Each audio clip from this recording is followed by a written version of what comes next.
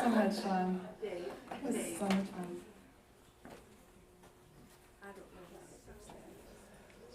Okay, don't worry about it, babe. This is recording. Don't worry about it. Don't worry about it. I'll upload this on Facebook later, so we're good. We are good. All right, look at all the orange out here. You know, you guys pull off orange really well. I had to travel back in time 30 years to get my orange. Right? It's like... You know what I'm craving watching later when I get home today? Star Wars. I was hoping you guys would be like, Friends? I was like, no. Okay, never mind. Because the dress. All right, well, today we are in part 2 of Defying Gravity, the Rainbow Series. So we're wearing orange, because the second part is about the sacral chakra, which I will get to in a minute. Defying Gravity was a program created by Carolyn Mace. She wrote a book of the same name. And it is about, Defying Gravity is about how we use the light to heal ourselves from the pain of our shadow. Okay, and the shadow is just that showing us where we need healing. Okay, the shadow's it's not anything evil, it's just showing us where we need healing. And healing is what we do when we defy gravity. Okay, defying gravity is healing. Now, the weight of our past keeps us from moving into the laboratory of our soul. And weight, like you think of gravity, like it's a weight, right? So the weight of our past turns into weight, W-A-I-T, as in time. The more weight we carry, the slower we move into the experience that we want to create in our life.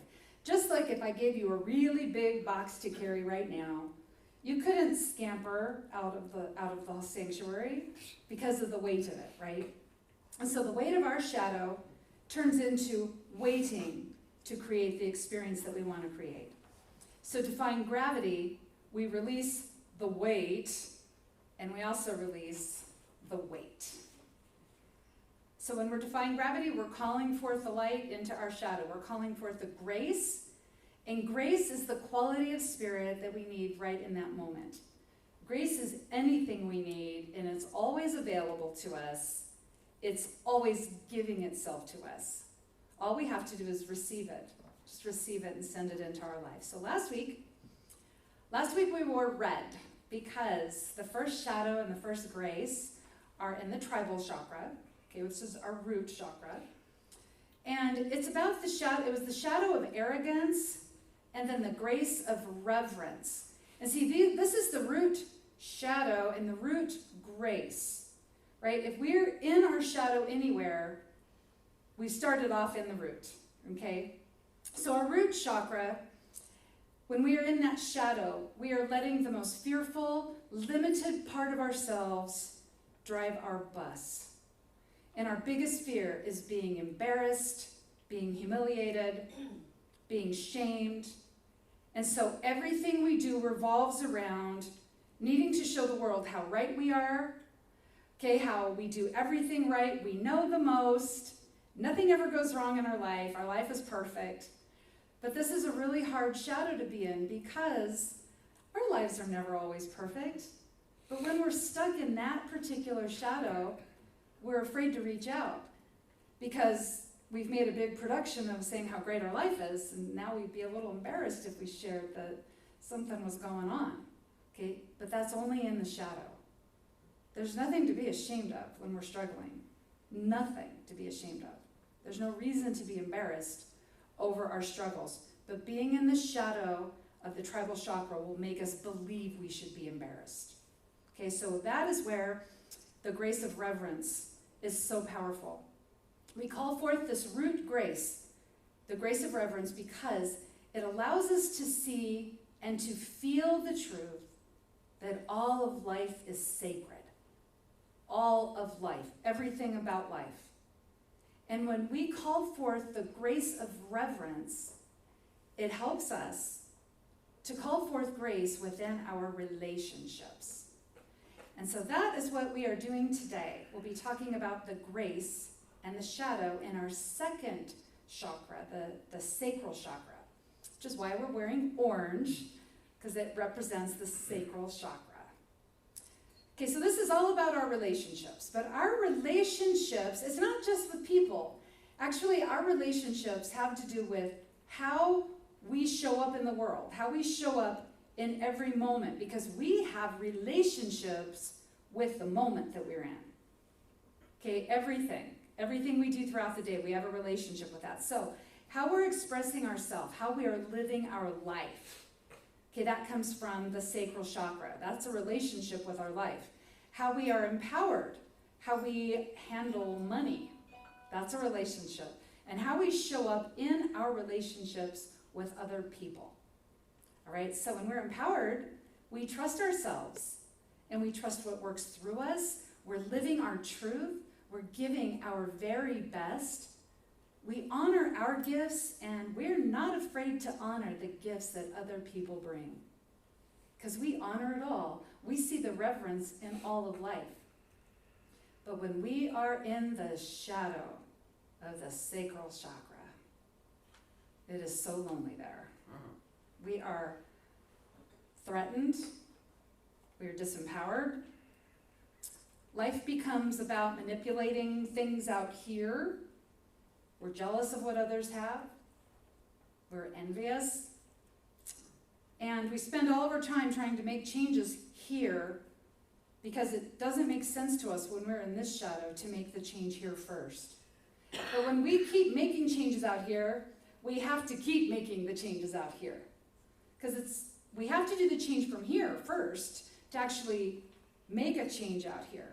But when we're stuck in the shadow, we don't know that. And so we just keep trying to move all the pieces of our life around constantly. Now, the shadow of this particular chakra is greed. But when you think of greed, you think of money. I mean, I do. I think of money, or I think about my dog and how he likes everybody's food, right? He's greedy for food. But he's pure of heart. So also, avarice is another name for the shadow in this chakra, okay, avarice, which is an extreme need for more of something that's out here, okay? It could be anything. It could be, well, I need more stuff so I can keep up with the Joneses. I need to take one more workshop, one more class so I can trust how I'm sharing my gifts with the world. I need more attention. I need more approval so that I know that what I'm doing is okay, right? I need to be right. I need to be important. I need to be the favorite. As long as I'm all that, I'm okay. Okay, that's what the shadow drives us to.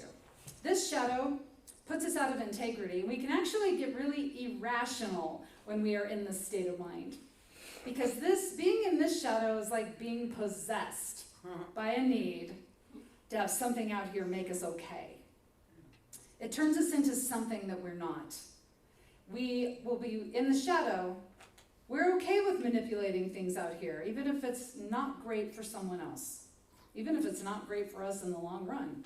Because the shadow is all about instant gratification. Feel better now. Who cares about the future? We got to feel better now. Being in the shadow of avarice also keeps us from following through on our creative expression. And I'm not talking just about being artsy. Okay, we are in a state of creative expression by how we live our life. So our act of creation is our let there be light moment. Our let there be light, where we've decided, okay, we receive it in inspiration, we will set an intention, we will take an action to bring more good, more joy, more of that experience into our life. But we can't do that when we're in the shadow, right? Our creative expression is about living our purpose. It could be implementing a practice of self-care, organizing a room, starting a new project, joining a community that's bringing more good into this world. It could be planning a dinner party. It could be fostering senior dogs. Okay, all of these are creative expression. It could be starting on a new path to well-being, but because that creative expression involves doing inner work so we can anchor that in the world, okay, this creative thing we're working on, comes into the physical, because we've done the inner work and anchored it, when we're in the shadow, we can't do the inner work. It's too much work because we're really busy manipulating what's outside. We're really busy focusing our attention out there. We can't be bothered with the inner work. We can't be bothered with the affirmations when we've got people to control and situations to handle, right?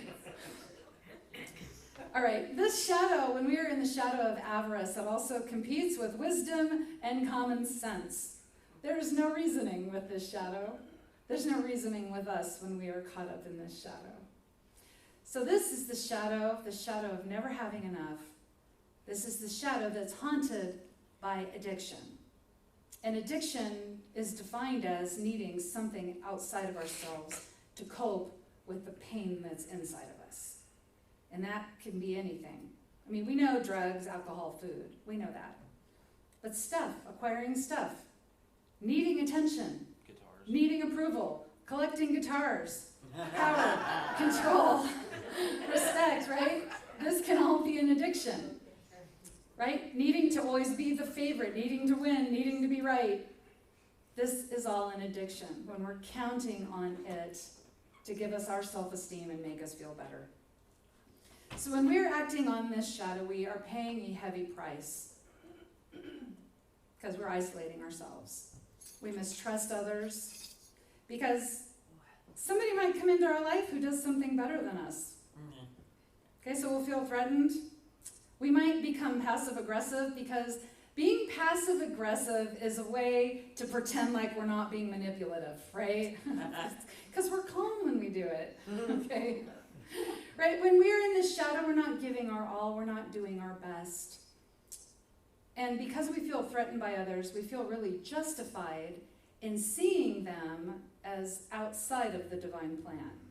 Like we can stand up and say, oh yeah, God's in all things. I feel it. God is in all things, everywhere, present. God is everything that's ever been, everything yet to be, all my ideas and inspirations. God is all things, all people.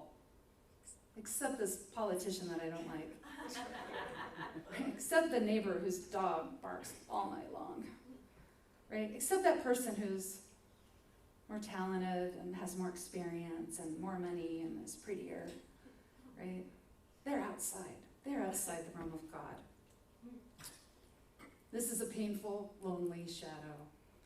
We will always be, when we are being controlled by this shadow, when we dive down into this shadow, we are always going to be seeking something out here to make us feel better and always feel threatened out here by people who might take it away. Okay? So luckily, there's a grace. There's a light to shine into this shadow because this is not a good place to stay stuck. I've been stuck in this shadow before. I've been stuck in the first one too. I get stuck in all of them. All of them, okay? Just to let you know, okay? I can get really good at that. So the grace for this particular shadow is piety. And that sounds really religious. Sounds very religious. But actually piety means devotion to reverence, which is the root grace, the grace of reverence, seeing God in all of life, seeing all of life as sacred. When we are pious, what we actually are is we are devoted to seeing the sacredness in all life. We've made a commitment.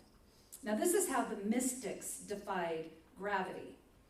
They called in reverence all the time. They made it a practice. They saw all of life as sacred, and then they practiced devotion to the truth that all of life is sacred. And this is a practice, right? It's not being devoted to something isn't a one-time thing.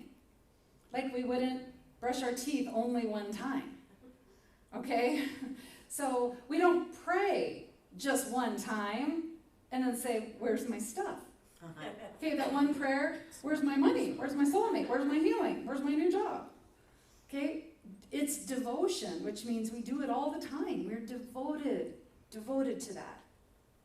And so being in a state of piousness, being devoted to the idea that all of life is sacred, that puts us in a space where we are creating the change from within us.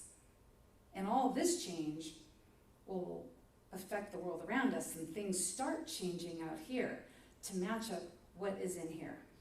When we can see reverence in all of life and be devoted to that, we uphold our own life as sacred, but we also uphold the lives of everyone as sacred. Every person. And now what happens when we uphold everything as sacred?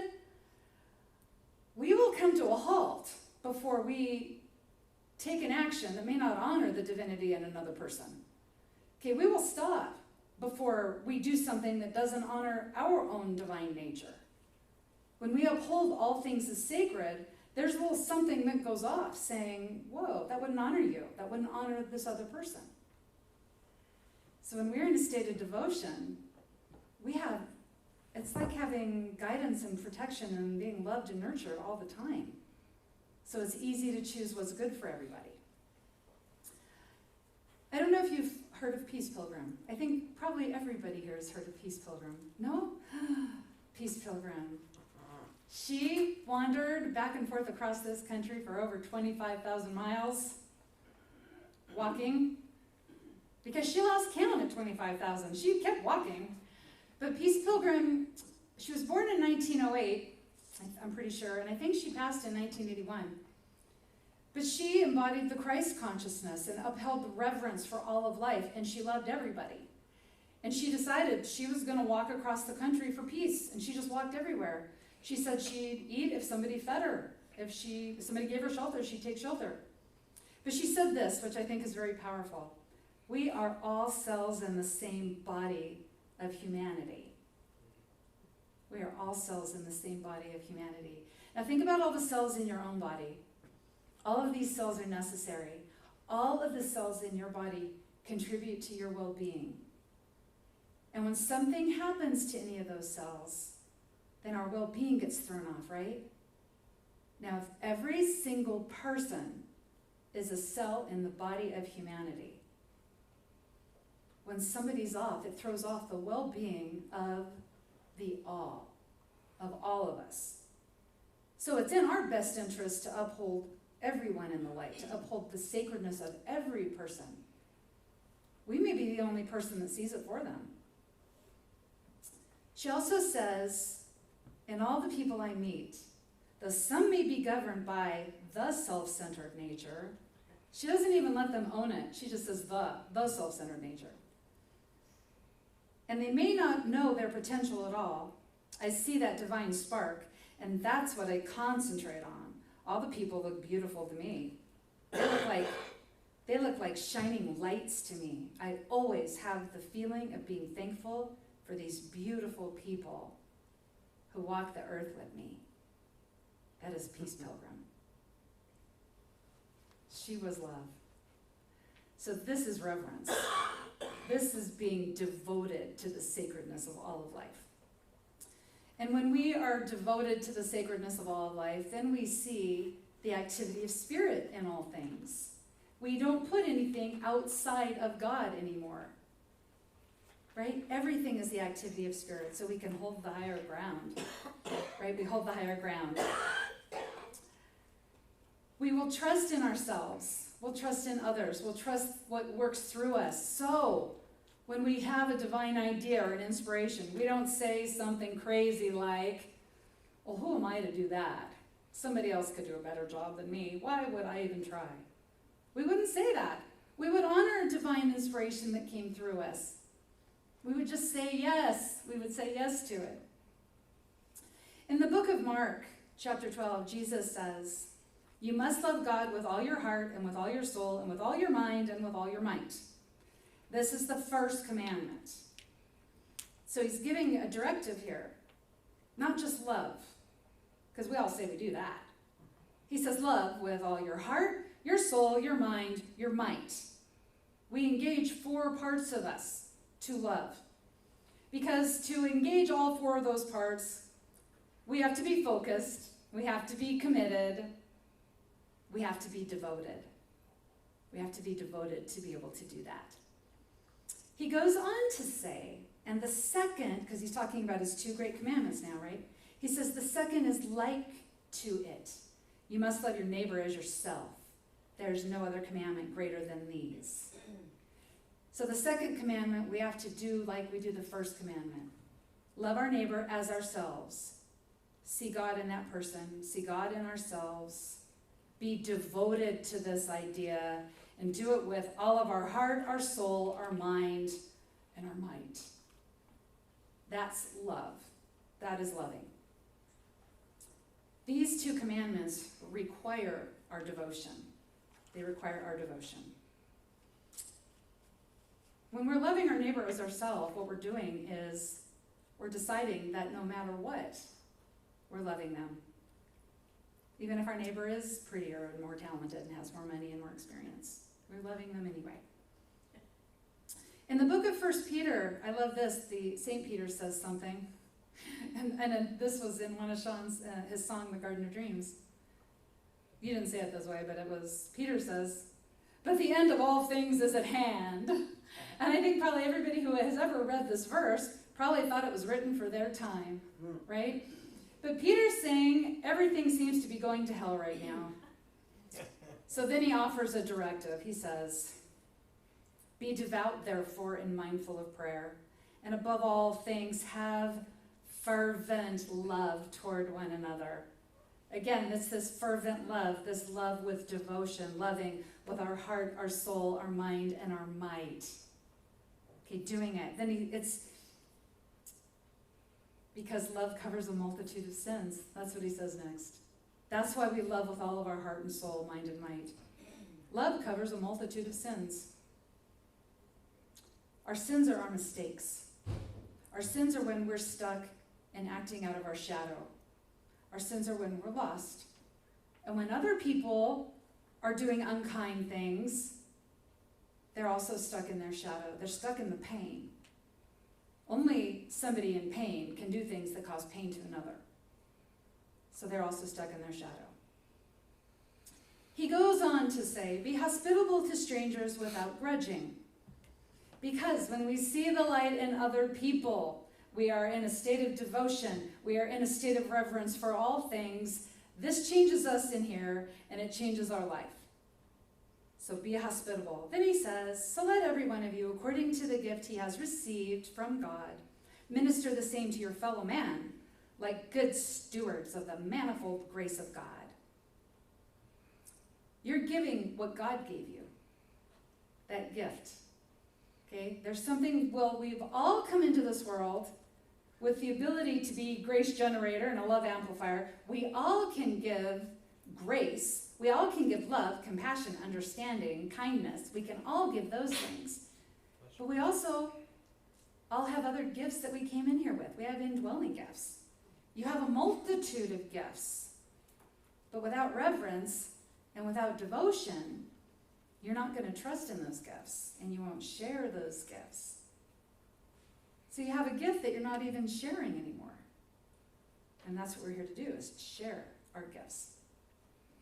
In the shadow of the sacral chakra, the avarice for more and more and more of whatever is out here will keep us stuck. Puts us in isolation. We won't be able to let our guard down. We're not going to be able to share our gifts. And we're not going to trust anybody else because everybody becomes a threat. When we're stuck in our shadow, we think we get our power from out here, from what we're controlling outside of us, which means other people can threaten us if they come in and they can do something better than we can. So we're stuck feeling threatened. We believe our power is external, right? And it can be taken away. The grace of reverence and piety, this devotion, seeing all of life as sacred, it's at work in all of our relationships, and we know that our relationships are how we do what we do, how we show up in every moment. That's our relationships. When we're in the state of reverence and devotion, we can honor our gifts. We show up and do our best. We're allowing and trusting in the activity of God through us, seeing source as all things. When we're empowered, we're trusting that, and we're sharing what we have. We're sharing the very best of us, and we support others in sharing the very best of them too. We're living our truth. We're honoring all of life as sacred, seeing all of life as sacred, seeing every single person on this planet as a holy partner on this journey. And that is how we create heaven on earth. So until next time, remember, you are the activity of spirit in a body. You are the heart and hands of spirit in this world. You are soul designed to do all this. You're designed to do this. You're designed to call forth these graces. You're designed for growth and goodness. In everything you do, you are blessed. And so it is.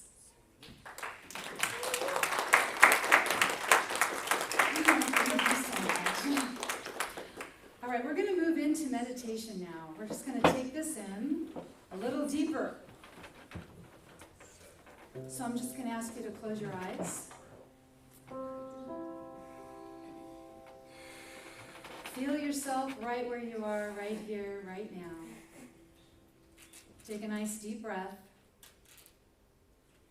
And imagine, right in the center of your chest, a beautiful, radiant, golden ball of light. And imagine that a ray of this light shines down to the center of the planet.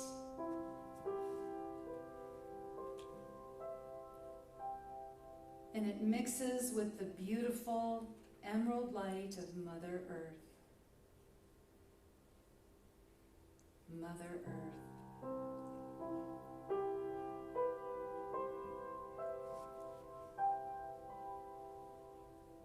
And now together, imagine the emerald green, the golden light shining back up through the planet,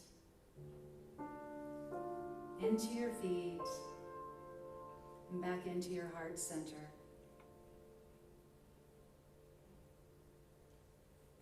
And now see your heart center expand, so it completely surrounds you and gets even bigger than this room, bigger than this building, even bigger than this planet. And then you're in space, looking at this beautiful blue marble that we call home. And now in that beautiful, brilliant imagination of yours, affirm with me, I am light. I am created in the image of my Creator.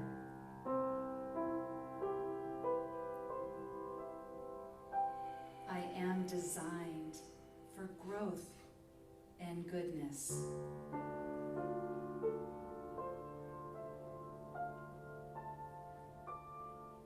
I call forth the grace of reverence. This is a powerful grace,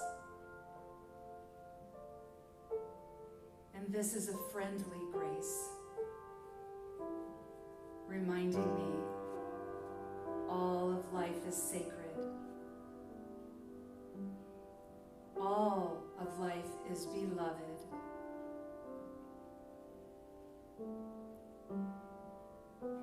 And I am beloved.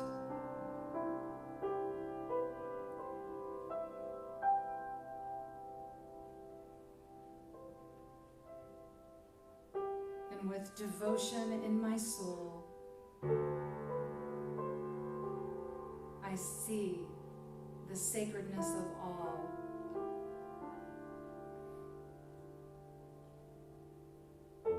Of our beautiful planet, of every person,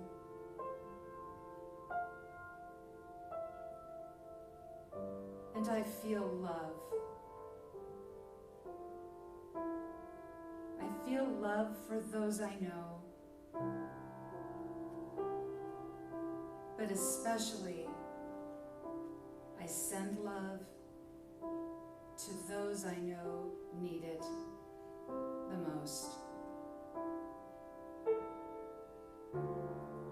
I can remember for them that they are the light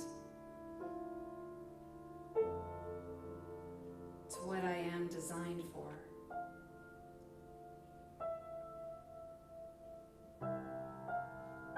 And I am so grateful.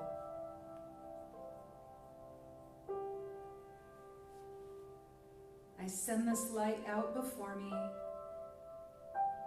and it paves the way with kindness and love.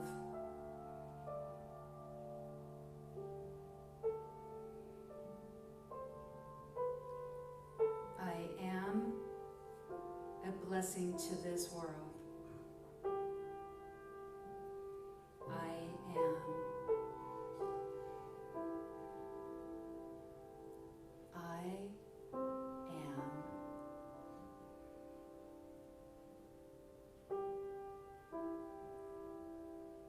And now come back into your body, knowing that this truth is in your soul and in your heart, for it was written there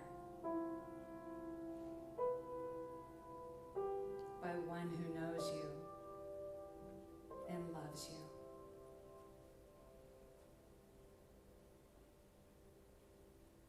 Feel yourself back in your seat. Wiggle your toes. And when you're ready, open your eyes. All right. Okay, now, before we do our offering, Sean has another song for us. Ooh.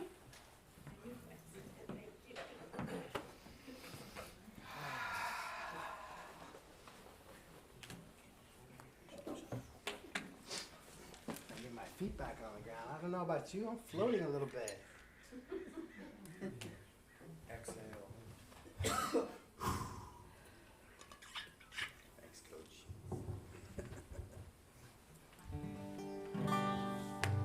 There we go. We are the ones we've been waiting for.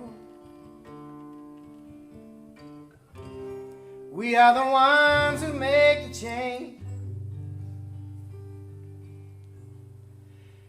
We are the ones we've been waiting for.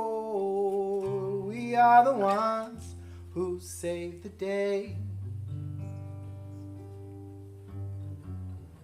We've all heard that said before, haven't we? But did you stop and ask yourself, what does it mean? No one else can tell you.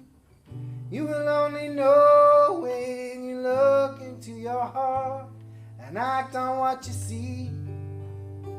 So this is only a suggestion, or maybe it's a request. Look inside your heart, find the kernel of your quest, because we are the ones that we've been waiting for. We are the ones who make the change. We are the ones that we've been waiting for. We are the ones who save the day.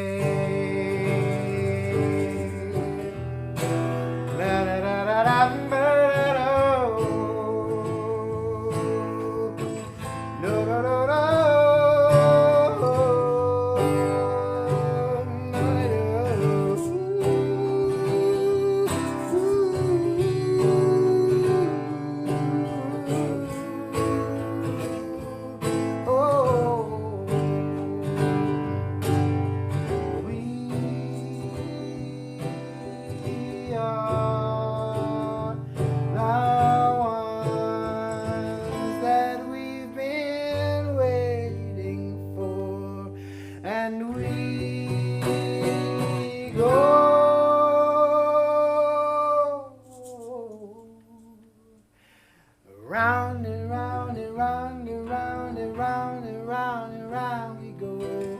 Round and Round and round and round and round and round and round and round we go.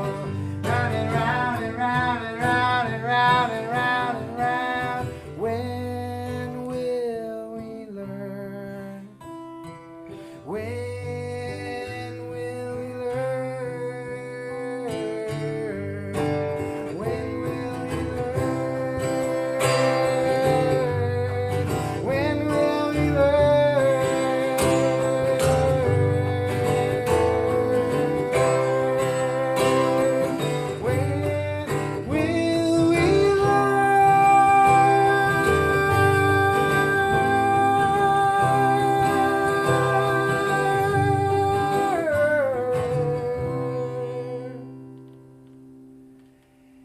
every day, in every way, in everything we do. Right now we are learning.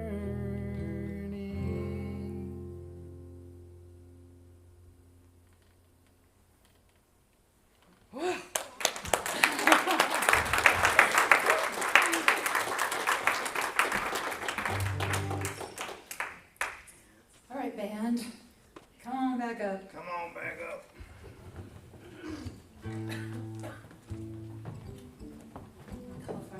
Lovely ushers. As we usher away. Usher away. All right, so now we start our circle of contribution, the expansion of the good in this world.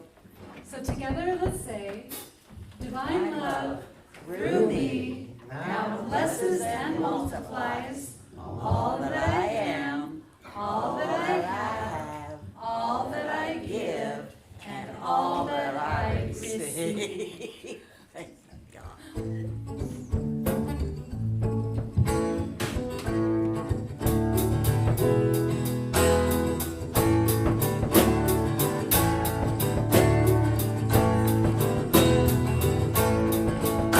Be joyful in your giving. Be heartfelt in your praise. We are always receiving God's unending grace. The source has freely given and freely gives today. As we are made of the very same stuff, then we must do the same. Open your heart, Spirit will rise. Love flowing through you will open your eyes. Be joyful in your giving. Be heartfelt in your praise. We are always receiving God's unending grace.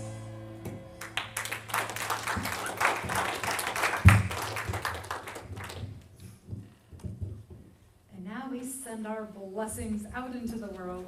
We bless the gift, we bless the giver, knowing that it goes out into the world to do great things. So it is. Amen. And here are the children.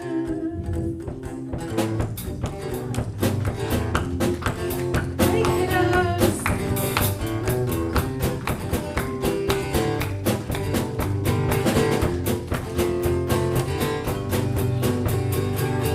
Hi. Hey, do you want to come tell us about your day? You can come stand right up here. Yeah? How was your day? It was good? Yeah? They had quite a birthday party yesterday for Sister Haley, so they're kind of sedate. Oh. Yeah, okay. All right, well, then should we just go straight to a peace song? Should we do that? All right, let's circle up, friends. Come on, let's go back here. There we go.